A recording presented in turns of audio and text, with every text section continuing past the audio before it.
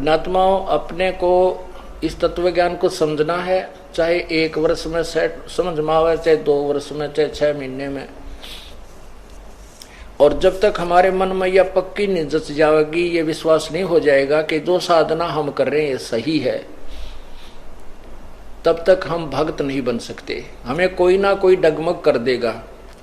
गीता जी अध्याय नंबर 2 के श्लोक 53 में कहा कि अर्जुन, जब तेरी बुद्धि नाना प्रकार के भ्रमित करने वाले ज्ञान से हटकर एक तत्व ज्ञान पर स्थिर हो जाएगी, तब तू योगी होगा, तब तो तू भगत बनेगा, भक्ति के योग्य होगा, डगमग नहीं हो सकेगा।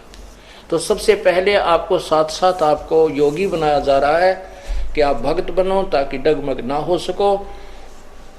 हम अभी तक बहुत डगमग होते रहे, इसी कारण से हमारे नाम भिन्न भिन्न मजहब बन गए, धर्म बन गए, परमात्मा की प्राप्ति के लिए धर्म बने हैं। जब हमने जिस वर्तमान धर्म में हम रहते थे उसमें कुछ लाभ नहीं होता दिखा, तो कोई नया जो ज्ञान हमें सुनने को मिला, हम उसकी तरफ चले गए और एक बहुत बड़ा जन समूह उसका बन गया। इस तरह हम समाज टुकड़ों में बट गया। अब इस पूरे समाज को हमने एक करना है, और हम नहीं कर सकते, ये ज्ञान कर देगा। इस ज्ञान में वो प्रबल शक्ति है, हमें अपनी सतीथि का पता लग जाएगा, हम कौन हैं, और हमारे जो जिनसे ये मजहब चले हैं वो महात्मा सही थे, वो सही ज्ञान दे रहे थे। लेकिन आने वाले समय में इस ज्ञान को और ज्यादा बिगाड़ दिया गया है। जैसे पवित्र हिंदू धर्म कहां से शुरू हुआ था कि वेदों के अनुसार साधना कीजिए, वेदों के अनुसार साधना चलते चलते हिंदू धर्म नहीं था पहले, केवल वेदों अनुसार साधना करते थे, कोई मजहब नहीं था। और फिर जो महाभारत के युद्ध के बाद और यादवों की आपस में लड़ाई में 56 करोड़ यादवों की मृत्यु हो जाने के उपरांत और बीच में काफी दुर्भिक्ष गिर जाने से मानव बहुत ही हानि हो गई थी, कहीं कहीं शेष बचे थे। फिर भी धार्मिकता शेष थी। जैसा भी कोई महापुरुष मिला उसने उस समाज को परमात्मा को की दिशा दी, तो वो हिंदू कहलाए। हिंदू धर्म के अंदर ब्रह्मा विष्णु महेश को दृढ़ कर दिया गया कि ये पूर्ण परमात्मा है, इन्हीं की भक्ति से मोक्ष होगा। और साथ में वो ये भी कहा करते थे कि वेद ही सुपीरियर ज्ञान है, वेदों जैसा ज्ञान नहीं है। और आज हम देख रहे हैं कि पवित्र हिंदू धर्म के अनुयायी और वो संत और ऋषि महर्षि ना वेदों के विषय में जानते थे और न ही पुराणों के विषय में वो जानते थे, हमारे को केवल भ्रमित कर गए।